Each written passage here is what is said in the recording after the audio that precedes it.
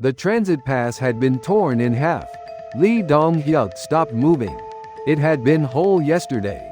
He held both pieces with both hands and spread them carefully. The right half was missing. The side with his name and the date. He held his breath. Outside it was still dark. Early March, before dawn. Cold air came in through the crack in the window. A thin layer of frost had formed on the wooden floor. His mother was still sleeping. Dong-hyuk stood frozen, half a transit pass in his grip. The checkpoint at the Amnok River opened at 6 in the morning. 2 hours from now, if he could not cross today, everything would fall apart. He would not be able to see his father. His father was waiting in the village on the other side of the river. 3 years had passed since they last met. Dong-hyuk was 32. His father Lee Chong-soo was 67. 3 years ago his father had crossed the river to work in the village on the other side. That had been the last time. A letter came. His body was not well. The letter said he might not make it through the winter. Dong-hyuk had applied immediately. The transit pass had taken 3 months to be issued. Today was the day, and now the transit pass had been torn in half. He checked the room. The door was shut. The window was shut. He had put it in the drawer before going to sleep. He had not locked the drawer. There was no reason to. In this house it was only him and his mother. He went quietly to his mother's room. She was sleeping. Her face was calm.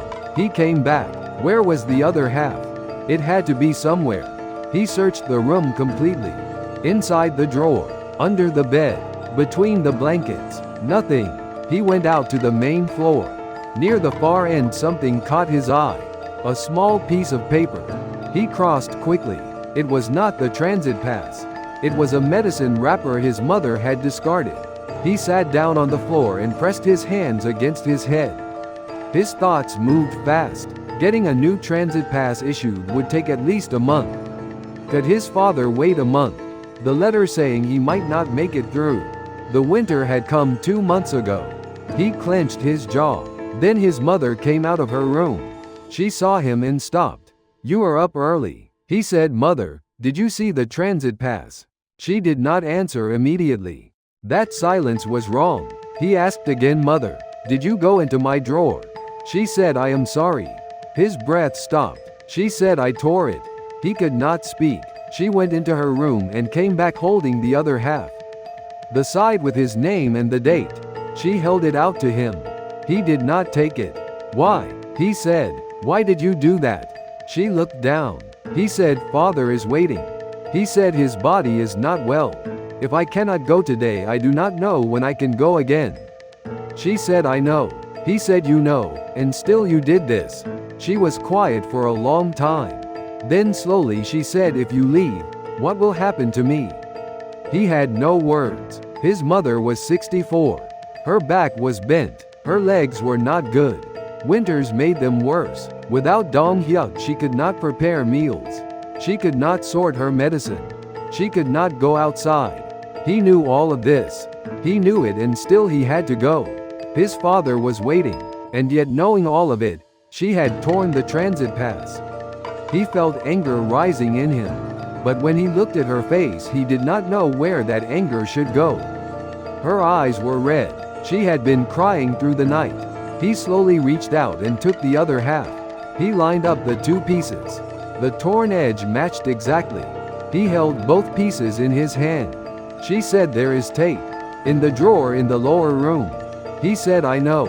He did not move. The 2 of them sat on the floor without speaking for a long time. Wind moved outside. A loudspeaker came on somewhere in the distance, too far away to make out the words. She said, "Your father is a strong man." He said, "I know." She said, "He said he might not make it through the winter. But he always exaggerated when he said things like that. He said this time is different."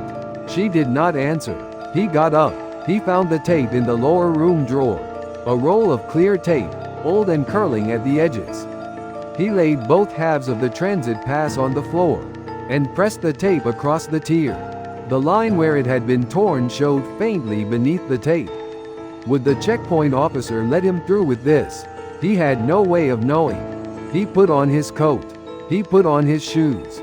His mother was standing in the kitchen. She was going to prepare a meal. He said, "I will not eat." She said, "Eat before you go." He said, "There is no time." She said, "5 minutes is enough." He looked at her. She stood with her back to him and said nothing. Her shoulders were small, narrow, much smaller than the mother he remembered. He sat down. She brought out the food. They ate without speaking. When he rose, he said, "I will be back." She did not answer. She gave a small nod. He went out into the alley. The early morning air was cold. The ground was frozen. His footsteps made a dry crunching sound. It was an hour's walk to the Amnok River. He walked. The transit pass was in his pocket. A transit pass held together with tape. He did not know what the checkpoint officer would say. He might be waved through, or they might find a reason to stop him. As the river came closer, the wind grew stronger. River wind, cold and sharp. His face stung. He stood in front of the checkpoint. 2 officers, one older, one young. He held out the transit pass. The older officer took it. The tape was visible right away. The officer held the pass up to the light. "Why is it in this condition?" He said, "It was torn by accident. I repaired it with tape." The officer said, "A damaged transit pass has no legal validity." He said, "All the information can be verified. Name, date, and number are all present." The officer said, "Those are the regulations." He said, "My father is waiting on the other side. He is ill." The officer said, "That is not my concern." He tried to steady his breathing. He clenched his jaw. The anger was at his throat. He could not let it out. "Not in this place." The younger officer said quietly to the older one, "All the information is there. Name and date both." The older officer said, "Those are the regulations." The younger one said, "His family is sick." The 2 officers spoke in low voices for a moment. Dong Hyuk waited. The river wind kept blowing. The older officer handed the transit pass back. "Go through." He exhaled. He said, "Thank you." He crossed the river.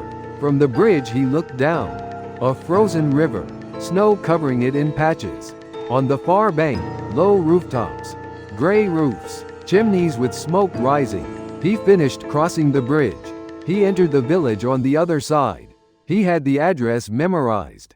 He turned twice through the alleys. Old houses lined up one after another. Snow resting on the tops of walls. He stopped in front of a house. Low and old. The door was half open. He knocked. There was a sound from inside. Slow, heavy steps. The door opened. His father, Lee Chong-soo, 67 years old. His face had become gaunt. He had lost a great deal of weight. Dark patches under his eyes. His hands were shaking.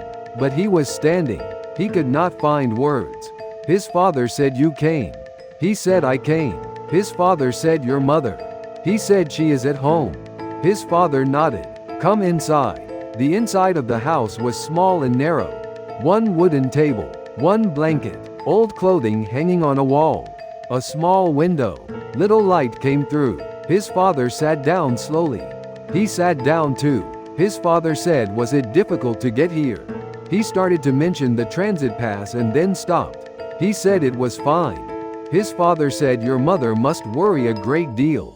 He said, "She does." His father said, "She always did. Too much worrying has always been her trouble." He looked at his father. His father's hands rested on the table.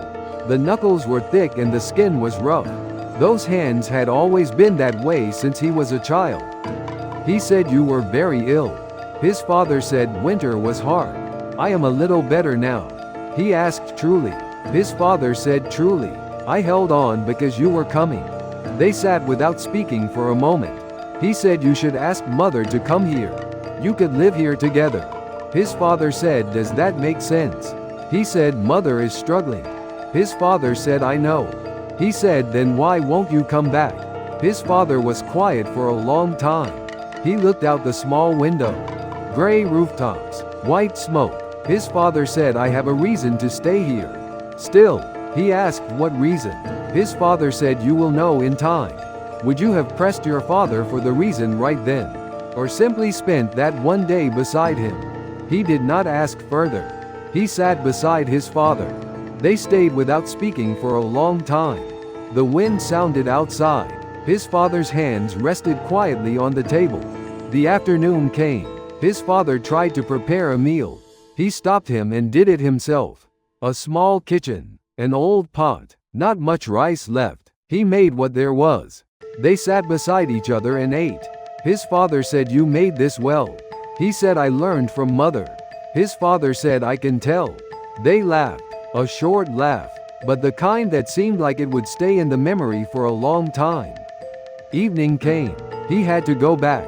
The checkpoint closed at dark. His father came to the door with him. He put on his coat. His father said, "Tell your mother I am well." He said, "I will." His father said, "I am sorry for the hardship." He could not answer. His throat tightened. If this choice stayed with you, the next story begins here too.